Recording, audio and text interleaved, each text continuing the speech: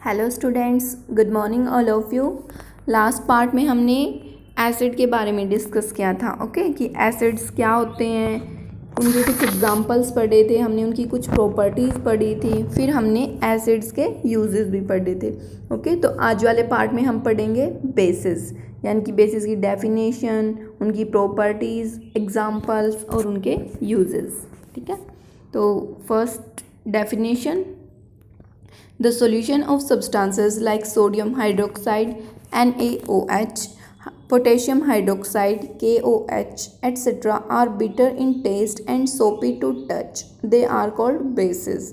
यानी कि इसमें क्या बता रखा है, जैसे हमने एसिड के अंदर पढ़ा था ना डेफिनेशन में ही, कि जो एसिड्स होते हैं वो कैसे होते हैं टेस्ट के अंदर, सोर होते हैं टेस्ट के अंदर। ठीक है, तो अब ये टेस्ट के अंदर कैसे होते हैं, बेसिस हमारे बिटर होते हैं और इनका टच कैसा होता है, थोड़ा सा सोपी टाइप होता है, तो इनको हम क्या बोलते हैं, बेसिस। ये साथ में ही इसके एग्जांपल्स भी बता रखे हैं इसके अंदर, जैसे सोडियम हाइड्रोक्साइड हो गया, पोटेशियम हाइड्रोक्साइड हो गया। ठीक है, और जो ये ब्रैकेट्स में लिख रखे हैं ना, जैसे NaOH KOH, ये इनके केमिकल फॉर्मूलेज हैं। ठीक है, केमिकल फॉर्मूले इनके, जैसे सोडियम हाइड्रोक्साइड का केमिकल फॉर्मूला क्या हो गया, NaOH, पोटेशियम हाइड्रोक्साइड का क्या हो गया, KOH। तो केमिस्ट्री में हम क्या करते हैं, जो ये केमिकल फॉर्मूले होते हैं ना, इनसे पता करते हैं कि कौन सा एसिड है और कौन सा बेस। तो जैसे अब ये वाले फॉर्मूले, जैसे NaOH KOH, इनके फॉर्मूले में क्या लगा हुआ है, OH।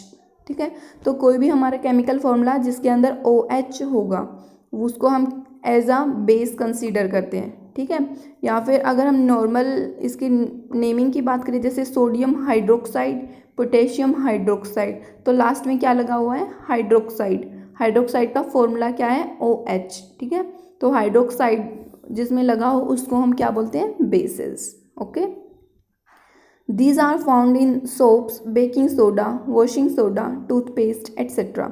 ये कहाँ कहाँ पर मिल जाते हैं हमें, सोप्स के अंदर भी होते हैं, बेकिंग सोडा के अंदर भी, वॉशिंग सोडा, टूथपेस्ट, इन सब के अंदर क्या होते हैं, हमारे बेसिस होते हैं। ठीक है, अब और क्या क्या करते हैं bases neutralise the effect of acids.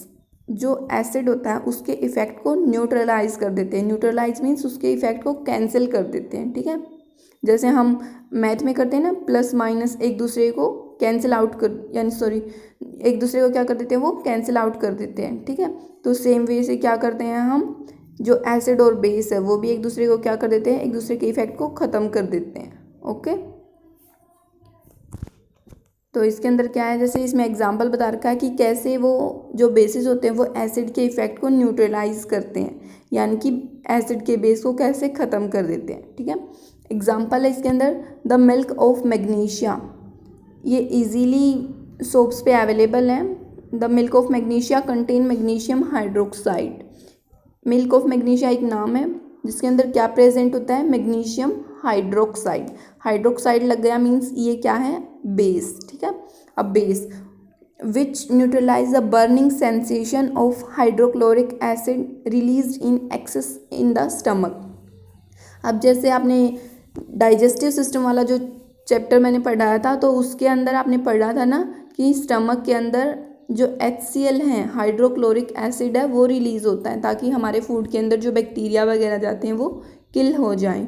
ठीक है, तो उनको किल करने के लिए हमारे स्टमक में HCl प्रोड्यूस होता है। अब HCl यानी कि एसिड है, वो एक अगर ज़्यादा अमाउंट में जो एसिड है वो प्रोड्यूस हो गया तो क्या करना स्टार्ट कर देगा, वो हमारे स्टमक के अंदर बर्निंग होनी स्टार्ट हो जाएगी। ठीक है, तो उस बर्निंग इफेक्ट को कम करने के लिए हम क्या यूज़ करते हैं, बेस यूज़ करते हैं एक, क्योंकि जब एसिड और बेस मिलेंगे तो क्या होगा, वो एक दूसरे के इफेक्ट को न्यूट्रलाइज कर देंगे, कैंसिल कर देंगे। ठीक है, तो इस तरीके से स्टमक के अंदर जो बर्निंग होती है हाइड्रोक्लोरिक एसिड की वजह से, तो मिल्क ऑफ मैग्नीशिया है वो यूज़ करते हैं। ओके, क्योंकि ये एक बेस है और हाइड्रोक्लोरिक एसिड एक एसिड है, और जब ये एक दूसरे के ऊपर रिएक्शन करेंगे तो क्या कर देंगे, एक दूसरे के इफेक्ट को कैंसिल कर देंगे, न्यूट्रलाइज कर देंगे। ठीक है, अब जैसे फिर आता है ये टेबल है, जैसे इस टेबल के अंदर क्या बता रखे हैं, कुछ बेसिस के नाम दे रखे हैं, साथ में फिर उनके फॉर्मूला दे रखे हैं। ओके, और फिर उनकी बता रखी है कि ये वाले बेसिस हैं, ये कहाँ कहाँ पर मिल सकते हैं हमें। ओके, जैसे फर्स्ट है सोडियम हाइड्रोक्साइड। सोडियम हाइड्रोक्साइड का केमिकल फॉर्मूला क्या होता है? NaOH। केमिकल फॉर्मूला के अंदर आप ध्यान रखोगे, जैसे इसके अंदर स्मॉल और कैपिटल लेटर्स बना रखे हैं, सेम वे से बनाओगे। जैसे N कैपिटल है और A हमारा स्मॉल है, ठीक है, और OH हमारे दोनों कैपिटल्स हैं, तो आप इसी तरीके से इन लेटर्स को लिखोगे, नहीं तो वो केमिकल फॉर्मूला है वो गलत हो जाता है आपका, ठीक है। तो फर्स्ट क्या है? सोडियम हाइड्रोक्साइड, और उसका केमिकल फॉर्मूला क्या है? NaOH। अब ये NaOH कहाँ पर प्रेजेंट होता है? सोप होते हैं उसके अंदर प्रेजेंट होता है। अब जैसे ये सेकंड वाला ही एग्जांपल दे रखा है, ये पोटेशियम हाइड्रोक्साइड, ये भी कहाँ पर प्रेजेंट होता है? कुछ सोप्स के अंदर ये प्रेजेंट होता है। तो इस तरीके से ये 4-5 आपके बेसिस के एग्जाम्पल दे रखे हैं और उनके फॉर्मूले दे रखे हैं, ये आपको लर्न करने हैं, ठीक है। अब नेक्स्ट है प्रॉपर्टीज़ ऑफ बेसिस, यानी कि बेसिस की क्या क्या प्रॉपर्टीज़ हैं। जैसे हमने एसिड की पढ़ी थी ना, सेम वे से हम बेस की पढ़ेंगे। हम कंपैरिजन करके भी पढ़ सकते हैं। जैसे देखो फर्स्ट क्या है? Bases are bitter in taste and soapy to touch. और हमने एसिड में क्या पढ़ा था कि जो एसिड्स होते हैं उनका टेस्ट कैसा होता है? सोर टेस्ट होता है, और बेसिस का कैसा होता है? Bitter taste. बीटर मीन्स कड़वा टेस्ट, ठीक है। सेकेंड है फिर they turn red litmus into blue, okay. और जो हमारे एसिड थे वो क्या कर रहे थे? जो हमारा लिटमस था, ब्लू लिटमस था, उसको रेड में कन्वर्ट कर रहे, लेकिन बेसिस क्या कर रही हैं? रेड लिटमस को ब्लू में कन्वर्ट कर रही, ठीक है। तो ये हो गए comparison points. They readily react with acid and neutralise them to produce salt and water. Same way से हम एसिड के अंदर भी सेम प्रॉपर्टी लिख सकते हैं कि वो हमारे बेसिस के साथ रिएक्ट करते हैं और न्यूट्रलाइज कर देते हैं, और सॉल्ट और वाटर हैं जो प्रोड्यूस होते हैं, ठीक है। सेम वे से हम बेस के अंदर, ये पॉइंट दोनों के अंदर कॉमन हो जाएगा। अब जैसे एग्जांपल बता रखा है कि न्यूट्रलाइजेशन कैसे होता है, यानी कि जो एसिड और बेस जब मिलेंगे तो न्यूट्रलाइज कैसे होंगे वो, और सॉल्ट और वाटर कैसे प्रोड्यूस होगा। तो ये एक रिएक्शन लिख रखी है, केमिकल इक्वेशन है। जैसे फर्स्ट है 2KOH। KOH किसका एग्जाम्पल था? अब किसका फॉर्मूला था? अब ये ऊपर हमने पढ़ा ना, पोटेशियम हाइड्रोक्साइड, ठीक है। पोटेशियम हाइड्रोक्साइड क्या हो गया? अब ये बेस प्लस H2SO4। H2SO4 क्या हो गया? हमारा एक एसिड। H2SO4 आपने एसिड के अंदर एग्जाम्पल पढ़ा था ना, क्या होता है H2SO4? सल्फ्यूरिक एसिड, ठीक है। और फिर जब ये दोनों क्या करेंगे? रिएक्शन करेंगे तो क्या बना देंगे? K2SO4, potassium sulphate. Potassium sulphate नाम है इसका, ये एक सॉल्ट है, ठीक है। प्लस H2O आपका वाटर का फॉर्मूला है, ये तो आपको पता है। तो इस तरीके से जब बेस और एसिड है एक दूसरे के साथ रिएक्ट करेंगे तो सॉल्ट और वाटर है उसकी प्रोडक्शन होगी, ठीक है। ये हो गई हमारी प्रॉपर्टीज ऑफ बेसिस। अब हम पढ़ेंगे यूजेस ऑफ बेसिस, यानी कि बेसिस के क्या क्या यूजेस हैं।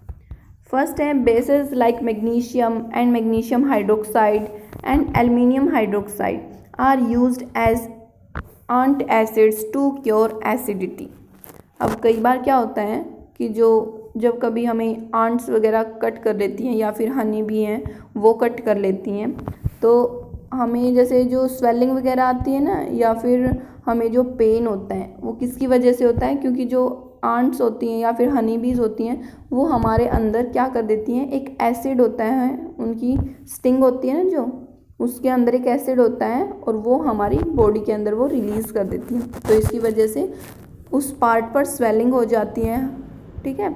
तो उस इफ़ेक्ट को कम करने के लिए हम, अब उसने एसिड छोड़ा है तो हम क्या करेंगे? उसके ऊपर बेस यूज़ करेंगे ताकि स्वेलिंग भी ना आए और हमें जो एसिड है उसका भी इफ़ेक्ट ख़त्म हो जाए।